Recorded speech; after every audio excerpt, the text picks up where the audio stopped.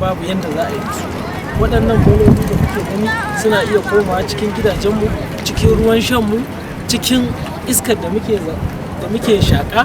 Domin idan za ku iya duba ma wani ɓangaren gashi nan ana ƙona ta, hayaƙin da yake tashi yana da matuƙar illa ga jikin ga lafiyar jikin bil'adama. Saboda haka shine dalilin da yasa muke ƙoƙarin wayar da kan matasa akan yadda za a yi a kawo ƙarshen wannan taron bola da ya mamaye dukkan wasu unguwanni da suke cikin birane da ƙauyukanmu a wannan zamanin.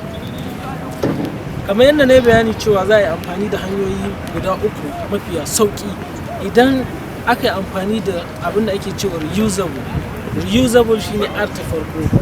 Reusable din nan zai taimaka wajen rage yawan bolar da muke saki ta shigo cikin muhallinmu. Kamar misali, idan ka je siyan abu aka ce maka wannan abin za a saka shi a leda kuma a leda yake, to za ka iya cewa a bar maka shi kawai a leda su ta farko ba sai ka ɗauki leda ku yi ba.